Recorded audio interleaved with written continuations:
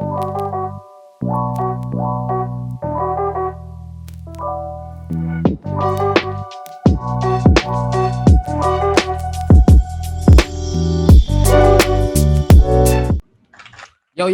what's good? This is the first episode of It's All Opinion, the It's All Opinion podcast, the only podcast where it's straight facts. And if it's not, it's just opinion. So don't worry about it. I am your host, Nate Spurlin. Thank you for listening on YouTube, Spotify, Apple Podcasts, Verbal, mad other DSPs that I'm not going to name because there's so many of them. Hit the like buttons and subscribe, share with your friends, do all that. Please, thank you, and follow us on Instagram and Twitter at OldMilk Media. I'm not going to spell it. That's mad work. But anyway, this is a conversational podcast. We're just going to get into a little bit of conversation here. And my first inaugural debut, opening day, first game of the season guest here is Anthony Obas. Anthony, how are you doing today?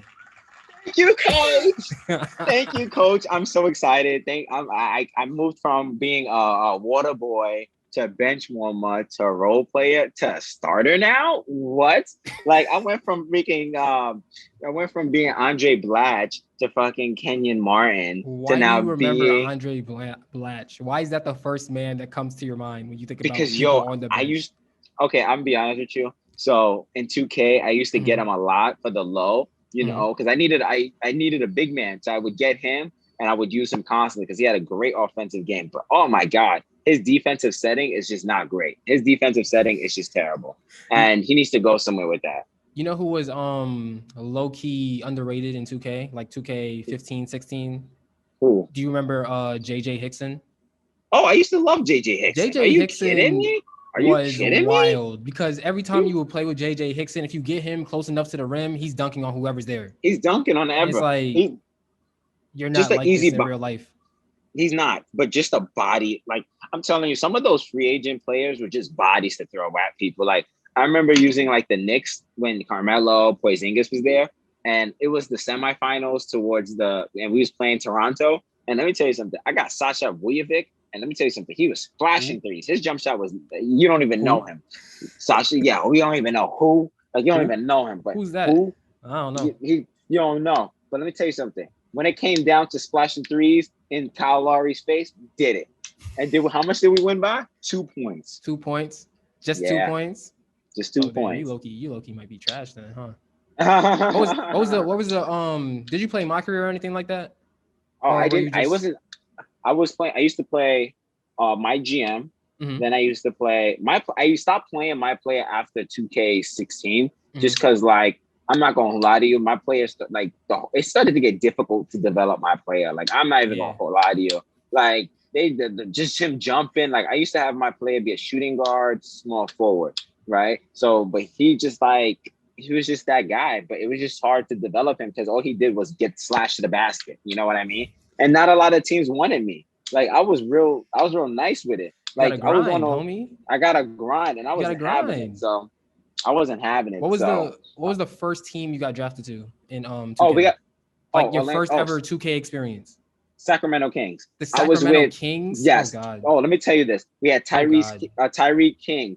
Then we had who else do we have? Oh my God. I think DeMarcus had came later. He might have been a rookie. Depends. He might have been a rookie. Oh, it used to be me and Evans, bro. I was Tyreek Evans. I was 35.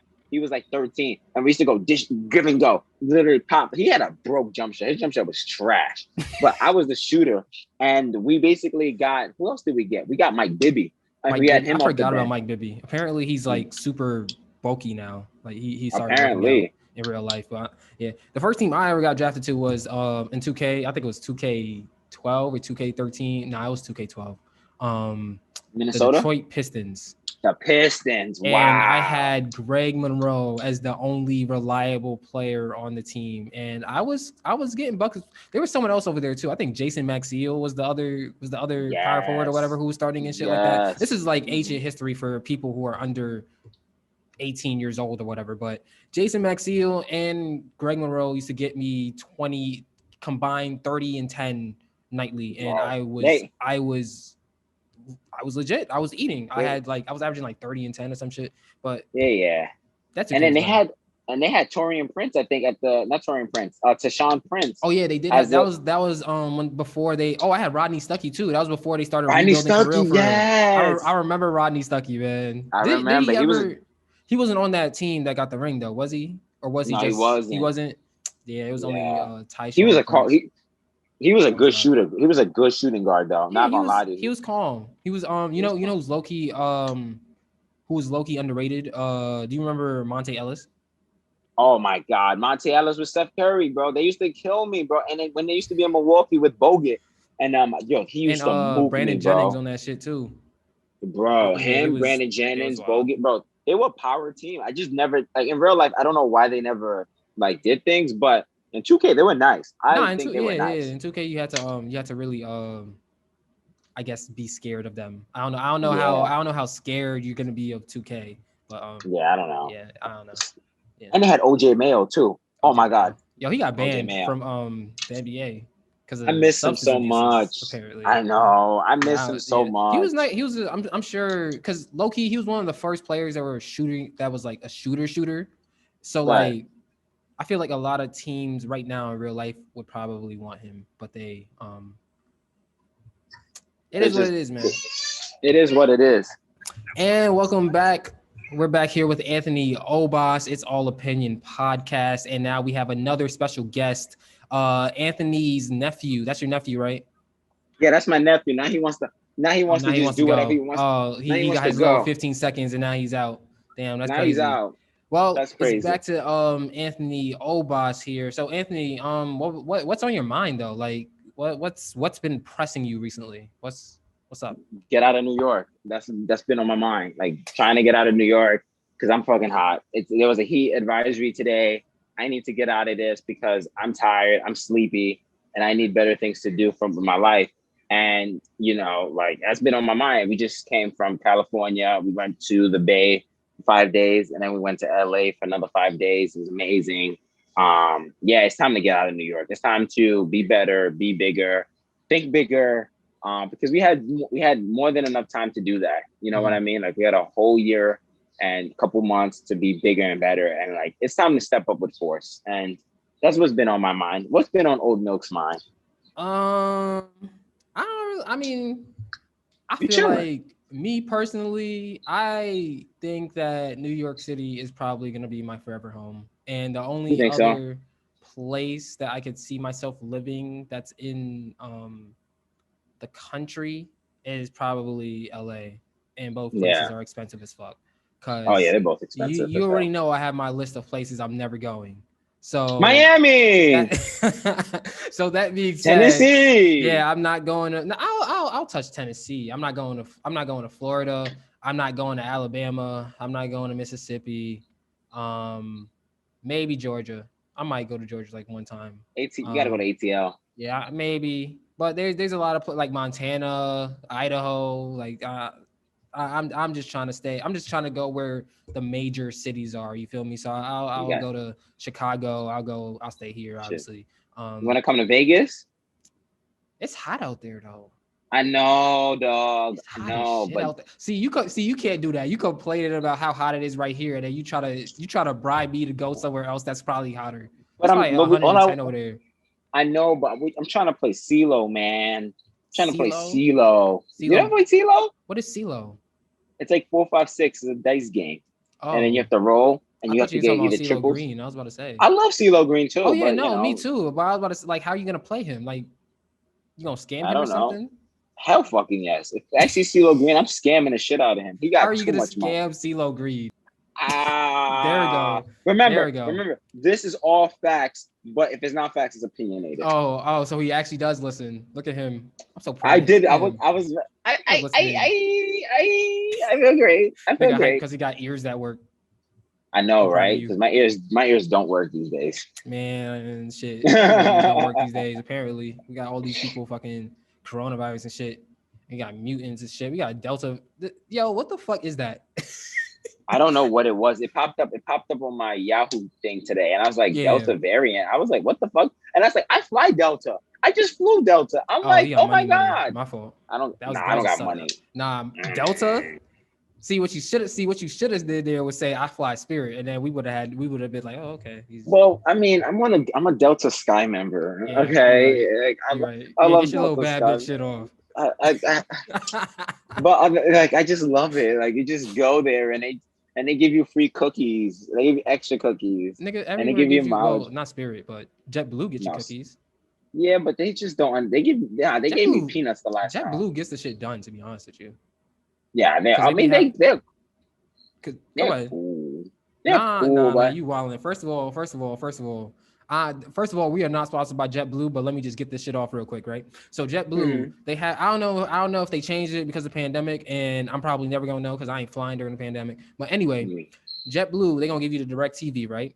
And you can watch whatever the fuck you want. True. And then they have like the little compartments at the front and the back of the plane where you could just like go and walk up and pick up your snacks and dip. You get as many snacks as you want. That's true. You see, like, come on, they care about the experience of the customer and the flyer. No, they do. And I appreciate that. They give you the leg room. I heard they have the most leg room. I sound like I'm repeating JetBlue talking points and shit, but you're a great brand ambassador. You know what I mean? You're a great brand ambassador. You should hook that up for me. They should pay you. But you should hook that up for me. Nah, JetBlue, I'm not helping you. Delta, I can help you. Because let me tell you about Delta. Delta, right? They give you, if you're a membership, you get a free shot. You get live streaming. So let me say something. I seen Game 7 on a flight. And let me tell you something. I was livid and I was punching seats. Right? But that's the benefit of Delta. I could honestly picture you punching the seat in front of you like a little child because KD's shot didn't go in is hilarious. It was amazing. I literally went like this, pow, right in the thing. I was like, this is bullshit. I can't do this anymore. And I'm just like dying. And then I'm dying because I'm like, and I'm crying. And there was a lot of mixed emotions there. You know what I mean? Like there was a lot of mixed emotions. What did you think about the series in the first place? I think injuries just killed us, man. I mean, like, honestly, I give it to the Bucks, man. Like they came through, they showed what they did. Man. But dog, Joe Harris should have shot that three, should have went in. KD, if he was just 2 feet apart, that would have went in. Like the Nets played hard, and there's heart in there. Like I don't want no one to ever criticize. Again, we can talk about KD being a pussy for leaving Golden State. Like I don't care. That Game 5 was one of KD's best games. You got to give the man respect, man, on that type of shit. Like this man led his team, James Harden, on half a fucking leg. You know, this man led the team to drop 46. And he almost led them to win Game 7. They just were gassed, bro. Yeah. They were gassed. Personally, I think that the call was made from the league office or whatever to say, hey, listen, because I think when KD and Kyrie blew out the Bucks by 50 or 49 or whatever, the NBA was like, oh shit, we can't allow this to be a sweep. Because the whole time the media is like, this is going to be the best series. This is going to be the best. This is going to be the best series. It's going to be better than the NBA finals. And they were trying to build it up. I think it is going to be, it was better than the NBA finals. No, it was. But at the same time, at the time of Game 2, you can't have a 50-point blowout. It was supposed to be the best series in the year. So that being said, I think that there's a clear noticeable distinction in the officiating between game 1 and Game 2, and then from Game 3 on, I just feel like the Bucks were allowed to be so much more physical in a way where it was kind of like jail ball. It wasn't even really basketball like that anymore. And the situation is also the fact of like there were so many fouls that were happening. Like our depth was so limited. You know what I mean? Like we didn't have that much, we didn't have that much depth. You know what I mean? Like all of our guys still showed up, and like the refs not being, and again, the referees have been so ass this whole playoff series from like, you know, I remember what game was it? It was like one of the first round games, and it was just horrific. Like, what was the Celtics game? And they called a foul on Smart, which wasn't even a foul. Like the officiating has been completely horrific. So it doesn't, I'm not even concerned in telling about the refs, but I'm telling you, after this season, there needs to be a complete review on the refs because those shits were just horrific, bro. I fully agree because I think that First of all, I don't like the we're gonna enforce this rule one time out of 10. The whole If thing about Giannis holding the ball for more than 10 seconds. the amount That's of time, like in a rule. That's a rule. Like that's a rule. that's And a fucking for rule. opposing crowds to be able to count at times up to 13 and 14 before he releases the shot is I don't like, because that's the thing too. I think that the NBA from time to time picks and chooses which rules they want to enforce. Of So course. because of that, I don't really, I have a hard time saying that the Bucks really won that series just because of the amount of whistles that they got. And on the other end, Brooklyn didn't really get the same whistle. I mean, So if Giannis is getting hit on his arm and that's being called a foul, and he gets to the line 2 times, and KD is literally in the middle of the paint on the floor and he gets no call, that says something to me, you know? yeah, I know it does, and I'm not like I said. Um, the refs have just been horrific. Especially what was it, game 4, I think it was, and Giannis fucking traveled, and they called this shooting foul. Like the amount of times this man carries travel, like dog, like give us a. And again, I'm not gonna say and blame the refs here, and why we lost that series. It was a huge. I think it was a big part, but another thing that it's just the injuries just killed us, man. Like the team, we didn't have that much in depth after Kyrie went down. Yeah, that was The fact terrible to that watch. that was That was horrific, also a man. flagrant foul, by the way. That was a flag. They That didn't was a call. What did flagrant they foul. call They that didn't call comment? They that. called They it a didn't comment. call anything about it. I just remember, like, it makes no sense to me. He's coming down and he's not even on the floor yet. He's being pushed and then he lands on someone's foot, and it's like that's literally the Kawhi rule in That's the effect in the Kawhi rule, paint, and and you don't enforce it. we've been having the Kawhi rule be emphasized. Like DJ Tucker was getting so upset at KD because of that, which is great call, which is great calling during that time. But like, they'll give Kyrie the benefit, and I'm just like, I remember talking to you about it, and I was just saying like, I wanted James Harden to come back because to give us something, you know what I mean? Like, Playmaking. and some playmaking Yeah. and what, but you could just see based on his body language, he wasn't fully healthy, No, especially he wasn't. game 7. He was not fully healthy. And I wasn't expecting him to be fully healthy. And any Nets fan that expected James Harden to be fully healthy game 5, 6, and 7, you need to take a piece of shit and shove it down your mouth. Because that's crazy. Personally, I don't understand why he got any slander at all. To be honest with you, I feel like he shouldn't have gotten slander. yeah, like he there's wasn't supposed to be out there in the first place. he wasn't supposed to be out there, and I was very terrified.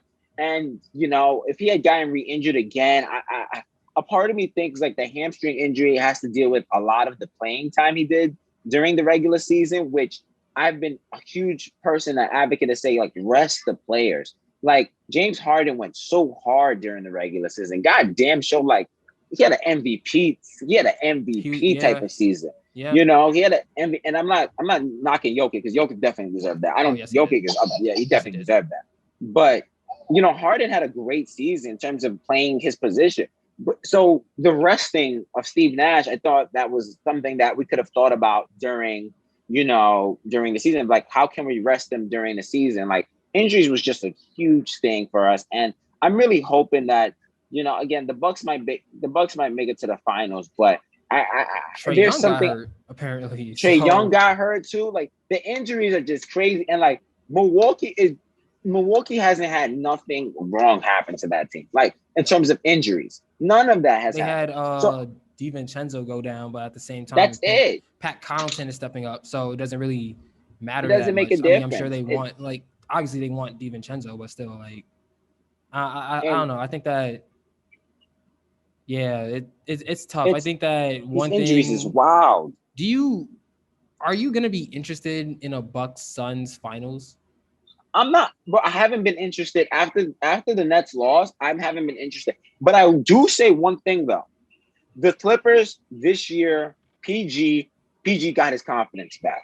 The way he played, I'm so sorry, man. Like I don't care what anybody says, PG got his confidence back, and the way he came out last night, dropped 41. First of all, I have to say, because again, maybe him and Kawhi can't play together. I think they both can't play together, but now I think PG is now stepping away from being injured and he's stepping into his role. But he is not the main person. Reggie fucking Jackson what the fuck is going on with the kid? He all of a sudden figured out how to be a competent point guard, and look at the difference a competent point guard makes in a championship run. But I think, oh my God, the one thing I do want to say is PG had a great game. That 41-point game is great, but at the same time, I think we need to pump the brakes a lot. Because I was watching ESPN today, and I saw someone say that he's a top 3 player. I saw another person compare him to KD, and I'm like, KD in terms like K. In terms of, they compared last night's game with the 41 points to Game 7 KD or Game 5 KD, whichever one. There's no comparison. I'm looking around. That's trash. See, that's what I'm saying. I'm looking around and I'm like, oh, it's one game. He still shot 25% the game before. Like, people don't. I don't like how they pick and choose what they want to, like, what the narratives are, and they aren't consistent. Because at the same time, if you take a player like Russell Westbrook, who routinely at times shoots terrible, and then he has a game where he's great, and everyone's like, oh, that's not going to be repeated. He's not given the same amount of flowers for it, you know?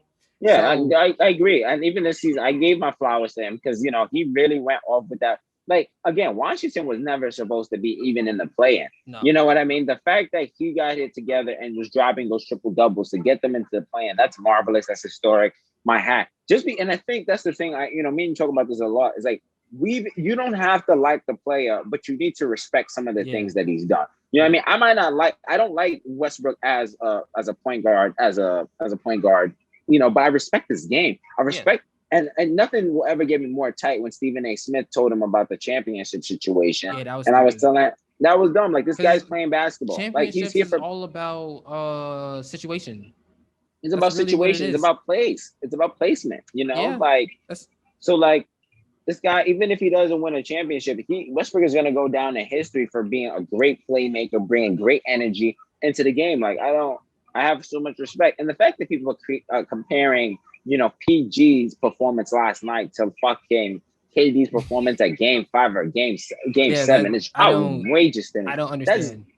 That's different. And you're playing a completely different team, dog. Like, the Clippers are playing the Suns versus us playing against the Bucks. Like, that is a completely different, and we're wounded. Like, we're wounded animals. Like, y'all playing, okay, Chris Paul goes down. They still have Devin Booker, Ayton, like, fucking Jameson.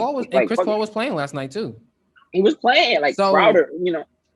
But at the same time, I think on the other side, they don't have Kawhi, and I guess it is a huge loss. They don't have, I feel like if they had Ibaka, like, if they still didn't have Kawhi, and they had Ibaka, like, if the Clippers had Ibaka, I feel like it would be because you don't have to play Zubac that much, so you can spread the floor. You could go 5 out and then still have that interior presence on defense. So I think Ibaka is a huge piece of it. So I will say that what they're doing right now, in terms of, I think it's 3-2 now. In terms of 3-2, I think that's impressive. But at the same time, I feel like let's relax, because Terrence Mann is showing up, Reggie Jackson is showing up on defense. Marcus Cousins pulled up. Marcus Cousins is showing up. Like, it's a team effort. So I can't really. I have a tough time saying that it's just, oh well, PG's back. PG is finally playoff P. Like, it's one game. The whole team has showed up ever since they played Utah. That whole team has showed up. This has been a team effort.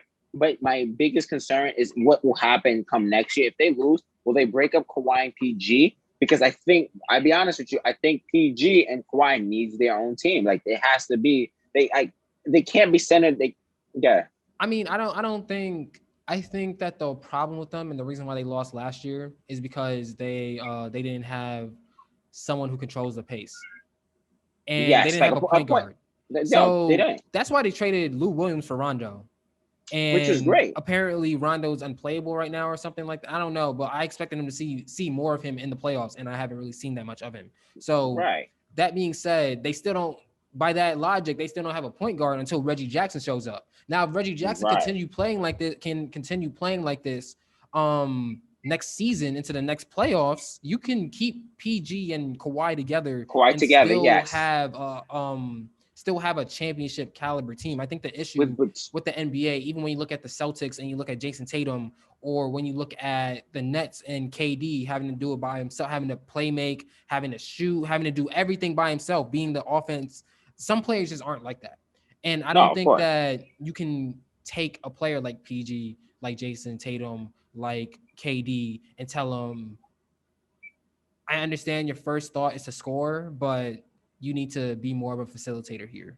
Yeah, Some players are just good facilitators. Even, and honestly, I don't expect. My thing is, I don't expect KD or James. Like you just say we're going off each other's. Like I don't expect Tatum, PG, and KD to be facilitators. I mean, I don't expect them that all the time. But as an organization, you bring in those facilitators. Like the reason why the Celtics is not there, I have a feeling that they're going to go after Kyle Lowry next year for the love. And if a lot of teams should be going after that guy. I get it, he's 35, but you can get him for the low, get him a 2-year contract. Good. And he's still pretty good. Like, he don't need to give you fucking 30 points. But if he gives you a solid 17 and 11, you're great. Yeah. So I know he's on high demand this market, right? But that's why the Nets got James Harden, and I respect it. And that's why, that's why the other team. Tell you. Like I said, I have no problems with this. I have no problems with that trade. Mm-hmm. I will come back to you, though. Mm-hmm. I will come back to you after next year if we don't win a championship. I mean, I feel you, but I think if we don't win a championship, because there's a difference between, because this year we didn't get beat, we were injured. Like we were just banged up. We were banged up. So that being said, we would have, if everyone was healthy, we would have won a championship this year. Oh, 100%. And 100%. I can't really say that next year, if we don't win a championship, I feel confident in saying there's a 90% chance because of injury, and it's not because of we legitimately got beat, And I will generally say if we get, God forbid, if we get injured, right? If we get injured, the whole team is injured next year, right? I will generally say that trade was not a bad trade, but it did put us in a bad position, if that makes sense. Like, in terms of rebuilding back again, because I don't know if they're gonna run it back again. If they do run it back, cool. But these guys are closer to, like, KD's what, 33 now? Yeah. Harden's like what, 31? I think they'll run it back again. I also think that the lack of rest that play it's crucial. This crazy. Is the first playoffs that I can look at and legitimately point to a heavy majority of the series being decided because of injury. It's injuries, bro. It's freaking injuries. When it gets to a point where the best the team that's going to be a championship team is only there because the other teams that they're playing are hurt, it's like, it's unfair. Unfair. It's unfair. It's unfair to them because now everyone's questioning the legitimacy of their championship. But at the same time, I think that's.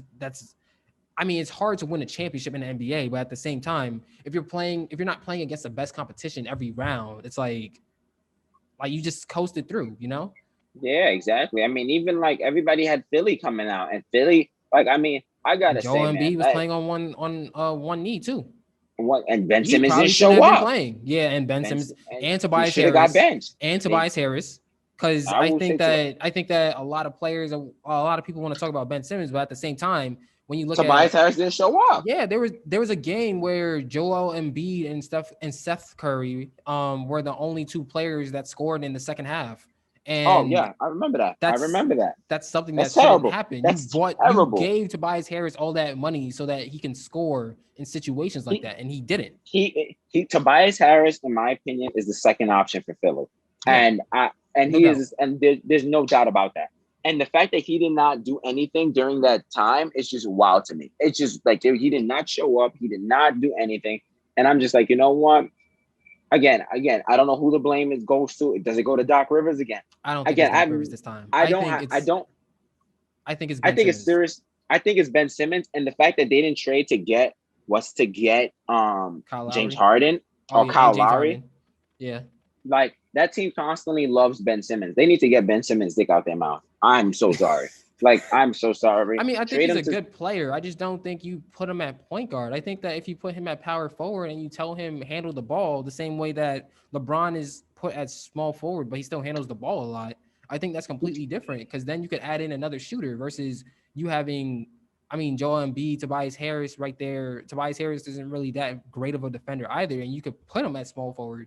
And then you have an open spot for someone like Kyle Lowry. Yeah. I think Kyle Lowry is probably going to be, honestly, now, because I think we've been talking about Kyle Lowry a lot and throughout the course of this conversation. And now that I'm thinking about it and thinking about how many teams might actually need him to be able to compete There's for a a lot of championship, teams, bro. I would not be surprised if he gets a max contract this year. He needs it. If he gets the max, bro, I would be like, I respect it because, Because the like I Lakers said, too. the Lakers won. Well, if the Lakers get Spencer, they'll be chilling. They're not a championship contending team, but adding Spencer to them will give. They Yeah, are. I mean, they are. It's LeBron and AD.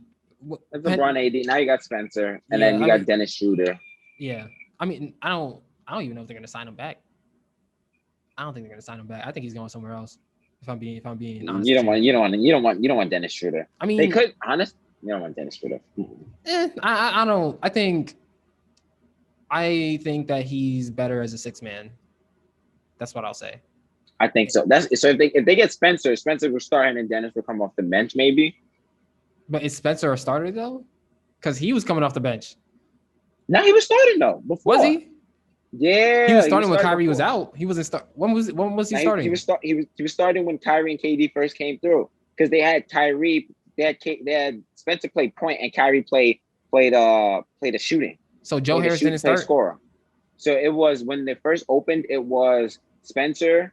It was Spencer. Sometimes they went with Karras. They had Karras coming off the bench. Oh yeah. See, no. He's Spencer Dinwiddie is a 6-man because Caris LeVert deserves to start. I debate, but he didn't fit in terms of the system because he was a scorer. That's why they had him come off the bench. Which I remember that game because we clapped on the Celtics, and it was Spencer, Kyrie, Joe Harris, KD to DeAndre Jordan. And then Karras came off the bench. Mm-hmm.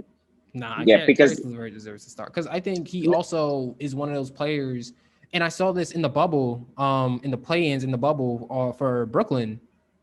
Caris LeVert can pass the fucking ball, man. And he can score. He's a facilitator. Score. He's a facilitator. He's a good facilitator. I think wouldn't mind he's not him doing that.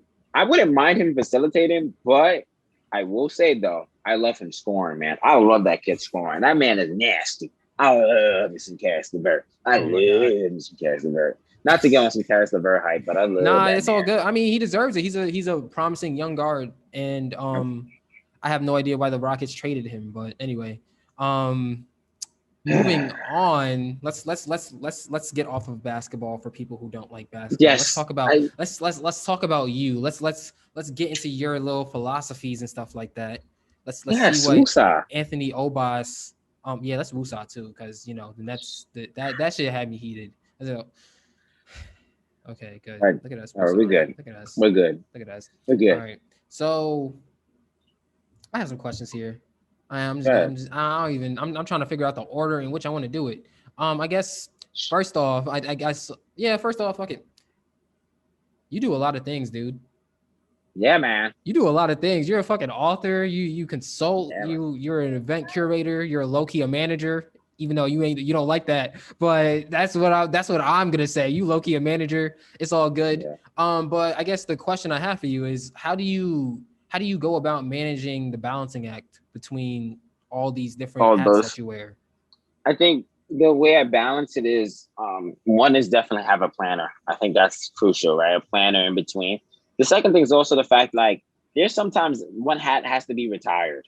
You know what I mean? Like, I haven't been doing event curation in a long time. I haven't done it since like during the whole pandemic. I haven't done it. You know what I mean? Like, just because I quite frankly, doing events are tiring. Like, they're tiring and I don't know. You always say this, but dealing with people is just too much for me. I can't. And I mean, during this whole time, I've learned to I need my space. Like, I need to chill. So I not to say I've retired event curating, but like if I need to put it back on, I'll put it back on. You know what I mean?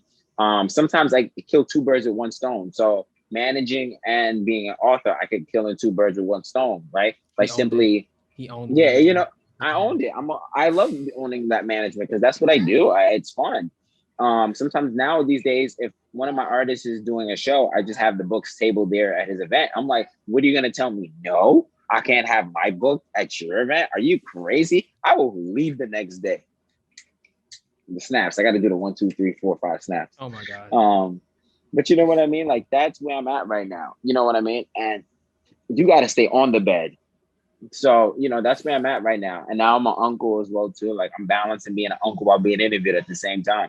I find time for everything. You only have 24 hours in a day. And if you don't plan it right, if you don't figure out a way to do it, then it's like hard for you to do things. And that's how I kind of balance all the things. It's just planning. And if again, retiring certain things, we got a new kind of a little short film performance that I did some behind the scenes stuff and help with production.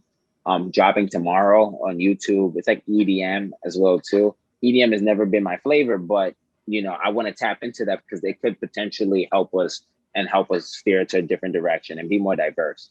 So yeah, that's how I juggle my stuff.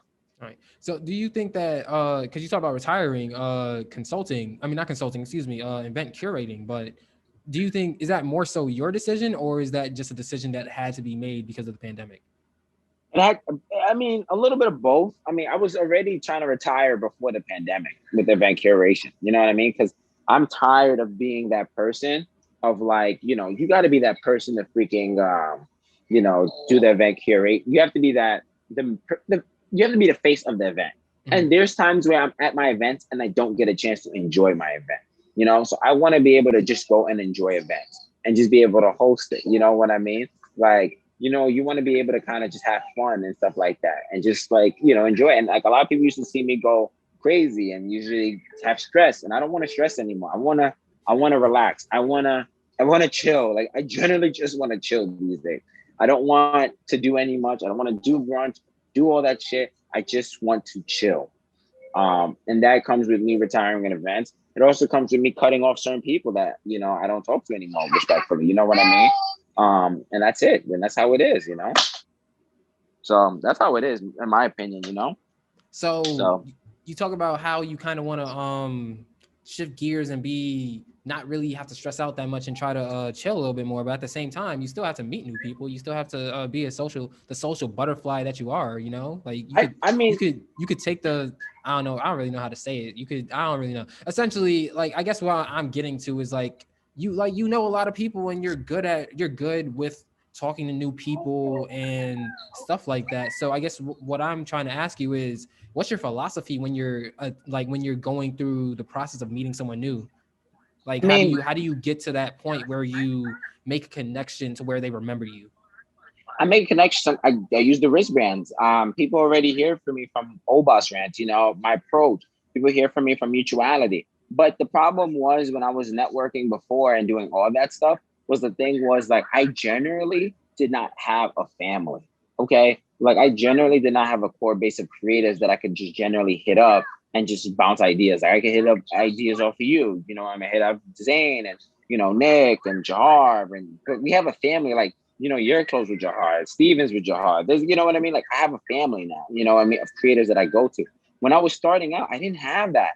And it's hard because, everybody's trying to look out for each other, but it's just like you start to lose yourself when you're trying to develop that type of stuff. You start to lose the glimpse of that shit. And, now these days, when I do that, I know what my family is because I think I come from high royalty, right? I think you're high royalty. I think, Zane is of high royalty. A lot of my people are high royalty. And now these days, I'm just like, you can't come into my family because my family's so tight. There are certain requirements you got to do. You know what I mean? Like if you don't say hi to them coming into the house, that's a different, that's problematic. It is true. And I get pissed off about that same thing too. Like I clearly understand what you do. I understand that. I get pissed off when people don't come from a place of understanding how to dive down on their ignorance. You know what I mean? Like, we come from a great family and we learn from each other. We may argue with each other. That's okay. Like that's Argue with life. you all But the like, time, but it's still it's still love. beautiful. Yeah, it's still love. That's how you. That's how you. That's how you get the best ideas. You have to put them through the meat grinder sometimes. You get the best ideas. You learn and grow from yourself, and that's how you be able to do that shit. You know what I mean? And like that's how I'm able to distinguish between like between new people that I want and then old people that I have. You know what I mean? Like we now have. I don't want to say a rubric. We have a standard now of who do we want to make it happen. Like who do we want now to like be a part of this dynasty? You know what I mean? So that's what we at. So next question would be, you wrote a book, like I think, is it 2 or 3 years now? 2 years now. Shifting your music into a career, volume 1. What? Because I remember at the time when you were writing it, we were roommates, and I remember me like you would go into your room and then you would be like, I'm writing this book, and I'm like, book? Like, nigga, you're 21. Like, Right. what what I was in my mind, I was thinking of it as like a biography or some shit. And I was like, okay, this nigga is writing a whole biography at 21, like, or 20 or 19 or whatever. And I'm like, dude, it's only 19 years. Like, what are you doing? You gotta wait a little bit more, Yeah. Like you're only Right. gonna have a page or something. But Right.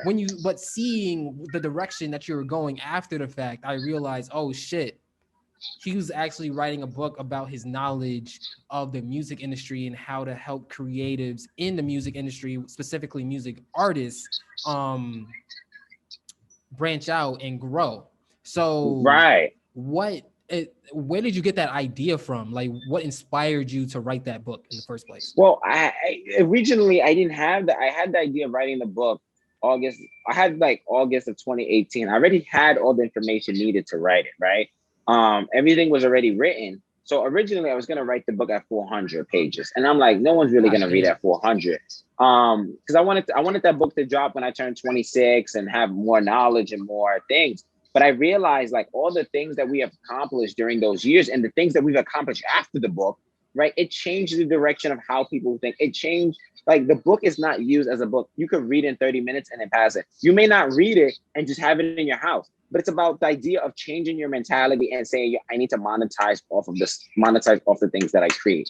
Let me tell you something. We monetize off of This Is Upstate. We monetize off of Jahar's show. Like everything we do now is monetization. Like I've given you bread for my biography. I've given you clients to write bios with other people. Like everything. So when I wrote the book, the idea was we need to stop doing things for free, but stop undervaluing ourselves in terms of our creative endeavors and start to monetize it into the many things that we do. Start to make money. It might be a penny. It might be a whole dollar. It might be a whole hundred, But 1,000. it's something. It's something. It's something. Like artists are now, and not to be on a whole music rant here. Nah, you artists are. This is what I wanted. But artists are devaluing themselves by we constantly streaming their music, and even though it's something, it's as a penny and shit. But fuck Spotify, fuck Apple. It's not even that. It's less than a penny. You know what I mean? Okay, kid, you need to stop playing with my wire. You need to sit. You need to sit your ass somewhere else. But like back to what I was saying is we need to stop undervaluing our creative endeavors. We need to stop doing that. We are worth way more than that. And that's why I came up with the book in August, because I was at a pinpoint in August, September, October. And you remember this, right? I was at a pinpoint in my life where I felt I was undervaluing myself in terms of the people, undervaluing myself with relationships, undervaluing myself in terms of, no, it's true, bro. No, I feel you. I'm just remembering sometimes. That's all. Yeah, it was great. Those are memories. It was a memory. I was undervaluing myself when the book dropped. Right, when we was in the process of doing the book, and just then when the book dropped, I saw that my value went up, and I was like, you know what, I need to stop undervaluing myself, because as people of color, we see a price and we undervalue ourselves. We think that we don't have the same opportunity as our fellow, as white people, as other people, but we have the exact same opportunity. I mean, stop undervalue. Not to go on a whole rant go here, ahead, man. but we need to stop undervaluing ourselves. That's the trauma. Like, we think because that we're Black that we need to undervalue ourselves. No, we have the same fucking opportunities as much as anybody else. So why not fucking put a price on it and go after it? My fault. I had to go there. How are you familiar are you familiar with the Black TikTokers striking right now? Yeah, I'm not too familiar with it, because I anything TikTok, I try to avoid it. Yeah. And I'm not really a big TikTok person, and like, I'm already against that platform type stuff. But yeah, I mean, what's going on with there? Essentially the Black creators have made a stand with Meg Thee Stallion's new song, because you know how it goes. You get a new song out and then you send it to the TikTokers and then they create choreography and shit like that. Of course. And almost always it's Black people creating the choreography, and then it gets stolen by white creators who are then allowed to monetize off of shit that they didn't even create. It wasn't even their idea in the first place. Typical So shit. that being said, with this new song, Thought Shit by Meg Thee Stallion, the same thing happened again it was the same thing was supposed to happen again, but the black TikTokers were like, no, we're not making choreography for this. So instead, TikTok had to resort to some people who aren't of the culture making the choreography and trying to make those viral moments or whatever. And it just resulted in trash, to be honest with you. So that's terrible. It's terrible because I was talking about it on the Cap, and RJ was saying that it sucks because of this, there are black children who have to stifle their creativity in favor of the strike. He's right. He's very right. He's right. But at the same time, what I'm thinking is, for me, and looking around and looking at how you have these retail workers quitting their jobs because they don't want to work dead-end jobs. You have fast food workers quitting because they're not getting benefits that they deserve and shit like that. Seeing all this gives me hope, because at the same time, if we keep going along, here's the bottom line. And now I'm going on a rant, but fuck it. Here's the bottom line. If we keep going along the path that we're going on in terms of being satisfied in accepting crumbs from corporations and stuff like that, just because just so that we can survive or whatever, as the rich keep getting richer, we're going to keep getting poorer. If we keep going along this path, it's not sustainable. So eventually it has to give. And more times than not, the people that it's going to give for is us. So we're the ones that's going to be suffering, the common person, the 99%, et cetera, et cetera. So that being said, I think it's important right now. I think that the stand should have been made years ago, but that's a different story. And it involves corporations being able to pay for politicians and shit like that. But that's a different topic. That's a different topic. Regardless, the importance of this stand right now is that us as a generation are deciding what we want. We're not gonna work to die. We're not gonna work to death. We're not gonna do that. We're not gonna burn ourselves out. And I think that's super important, because at the same time, I remember telling you this like a year or two ago, how scared I was that was going to be the norm in terms of people working 24/7 and not really having time for themselves and shit like that. And I think it's still going on, but at the same time, we're humans. We're not put on this earth to just work. Like, there's a reason why in the 1900s they had the concept of the 8-hour workday, so that 8 hours to sleep, 8 hours to do whatever the fuck you want a day, and 8 hours to work. That's fair. So, and you should be able to live off that. But what we've seen is, over time, with the lack of government regulation and stuff like that, in terms of raising the minimum wage, in terms of rent controlling and stuff like that, what we've seen is that continuously working 8 hours a day isn't enough for you to be able to live comfortably. And that sucks. And that's not something that is necessarily realistic if you want a real society where people are living their best lives and shit like that. Because ideally, that's what you should want. If you're someone who has empathetic, emotional intelligence at all, that's what you should want. So I say all of that to say that the stand that the black TikTokers are making, the stand that all these retail workers are making, and the stand that the fast food workers are making, and everyone else who's just quitting their job because they don't feel like they're being valued, is super important, especially at a time like this. Oh, 100%. Like I said, I mean, the thing and I was talking to a friend about this, I'm very surprised that, and companies are going to have to, two things.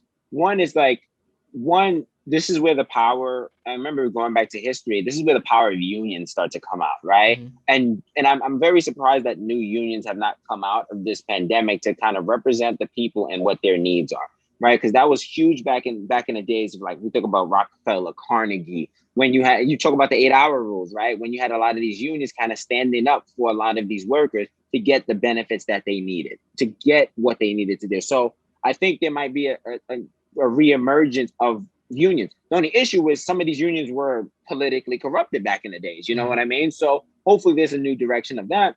But now I started to see companies now create new incentives, meaning, okay, we'll pay you more for the same hours. You know what I mean? Or they'll give you like a package deal. And that's what it is. Like, people are now realizing how much of their worth. And God damn it, like, they don't have to fucking work 8 hours at some company and somebody yelling at them. They don't got to do that anymore. Like, Motherfuckers now have a route to now make, entrepreneurship, create what they want to do. And I'm not saying like it's gonna be easy. That shit is hard, dog. Nah, That shit it's is hard. hard.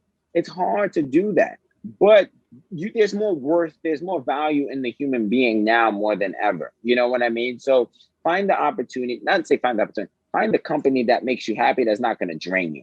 Right. And if you can't find it, get a fucking part-time job that you just work 4 hours a day. And then and again, it's not, a lot of these things are not applicable to everybody. I want to clear that up. Some people are fine with working the 40-hour week and they're living comfortably and stuff like that. And that's perfectly fine too. It's just that's perfectly fine.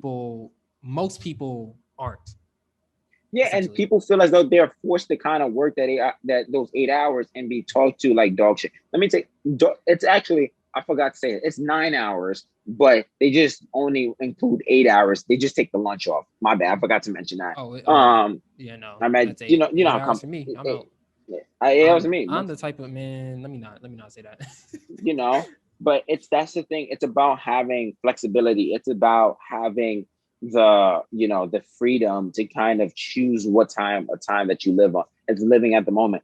Not to get off sidetrack, but it's that everybody keeps talking about this idea of financial freedom, right? We need financial freedom, like we want that type of stuff, but how can you really dream of financial freedom if you don't know what it looks like and if you're not living for today, right? If you're not sitting here making the opportunities that benefit you today so that you can benefit to get a quote unquote financial freedom, right? But what this financial freedom looks to Nate, to me, it's completely different. It's completely free. Yes, everybody wants to have money for their kids. You can have fucking you can have $50,000 for your kids. That's still financial freedom. That's generational wealth. But it's just like, it doesn't look like that. It doesn't look like, you can't sit here and build for financial freedom at 23. And that's another thing that I had to get over. I can't build financial freedom at 23, and yet I still haven't lived for today. Like, that's crazy to me. That's crazy to me. That's wild. Yeah, I think that's another thing too. Because of this, it's the fact that there's a lot of people our age right now who are giving up on their dreams because they have to work these 8 hours and stuff like that. And it's like, if all things go according to plan within your life, you haven't even lived half of it yet. You haven't lived half of it. And in some cases, if you're living up to 100 and that's in your genes and stuff like that, you haven't lived a quarter of it yet.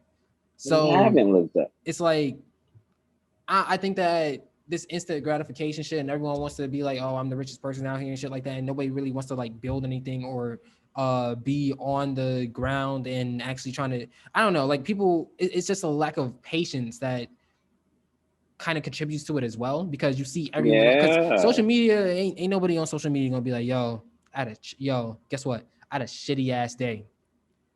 Ain't nobody gonna say that. Everybody gonna be like, yo, it's beautiful out here. I'm in a new spot. I probably can't afford it. You won't know that, but I probably can't afford it. I just maxed out my third credit card, going to fucking Amsterdam or some shit. But you're not gonna know that. All you're gonna know is I'm in Amsterdam and you're not, and I'm richer than you by default or whatever. So stop fronting. We know it's not real. See the whole picture, man. That's it. Just see the full. Everyone just needs to see the full picture, and if people could just take themselves out of the situation and just observe it for what it is, I feel like a lot of situations would be better off. It would be better. Yeah. Like I said, we're moving into the right age. We're moving into the right direction. With especially when it comes to like this idea of people understanding their worth. I just left my college counseling job just now. So I just, quite frankly, not to say I didn't like it, but I value my time. You know what I'm saying? Like, I can't be spending fucking 8 a.m. to 6 p.m. working a job where if I did the math right now, I would only be getting paid $2 an hour, and it's supposed to be volunteer work. How did I finesse it during this time period? You don't even want to know. You don't even want to know. $2 an hour, bro. Because that's elite. But the whole point is you're doing it for volunteer. You're doing it for the man upstairs. Right? There needs to be a general consensus of no free labor at all. Like that's one of the things that isn't regulated in terms of internships should be paid. If you're volunteering at a food pantry or some shit like that, I don't think you necessarily deserve, like, that's different. But like, if it's actual work, professional work, if that makes sense, and you're You not should getting get paid for, like, you should get paid for that. So you should get yeah, paid, bro. You should get paid. Like I was talking to my homegirl in the UK, and she said they're like unpaid internships are not heard of in the UK. You have to get paid. they And I doing was just everything like, right over there, man. They got fucking they do universal health everything care and right. shit. They You could always break do your everything arm and right. not be scared that you're gonna lose your house next month. It's crazy, It's a son. beautiful thing over there, man. It's a beautiful. I'm going out there. I'm going out there soon. Yeah.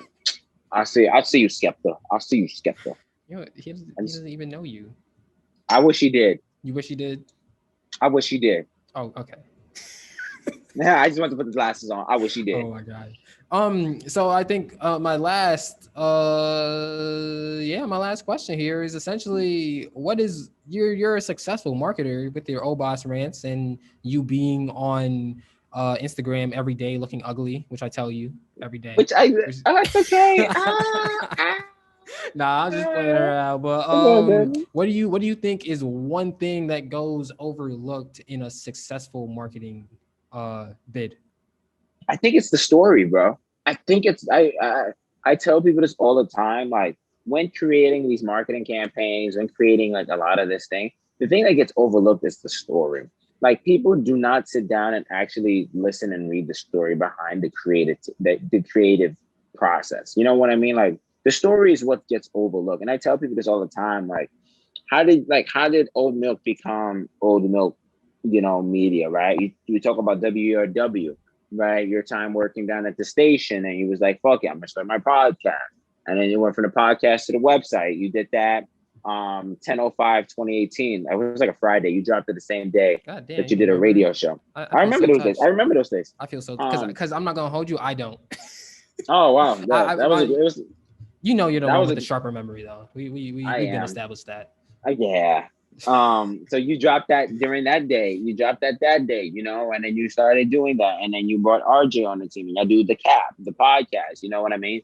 Like it's the story behind each creative. A lot of people are not. That's what gets overlooked with the marketing. It's the story. Like, why is this person constantly going hard with graphics every Friday? Why is this person constantly doing Obas rants every fucking day? And to be honest with you, the reason why I try my best to do Obas rants every day is because the situation is like I have nothing wrong about my days. Like if you really want to know what's going on in my days, it's in the Obas rants. I'll tell you quickly and then I'll go about it. Some things I can't tell you, but like most of the things I'll tell people. Like the stories behind everything I do, I tell people because I'm vulnerable, if that makes sense. I'm never used to be that way. I'm very transparent about it. Like that's just me, and it's a part. You either accept me for who I am, or you fucking decline me and just fucking walk away. I don't really give a fuck, and I don't really give a fuck. But like these are the stories that we share, and I want to tell people like this is the stories is what happened. So me creating the book, there's also stories that came along with it, right? Me losing all my fucking blog posts from 2018 to 2016. Me going through my medical issues in 2018. Me freaking dealing with the feds when they did that shit, right? Like that shit was hard. You know what I mean? Like it's the story and the process behind this shit. You know what I mean? The story behind, or like me being broke in DC and me brushing my teeth in my fucking coworkers in like my workspace bathroom because I just didn't brush my teeth that morning. Well, I didn't brush my teeth. I just didn't buy toothpaste and toothbrush. They had free toothbrush and toothpaste there. Damn, so I took the whole thing.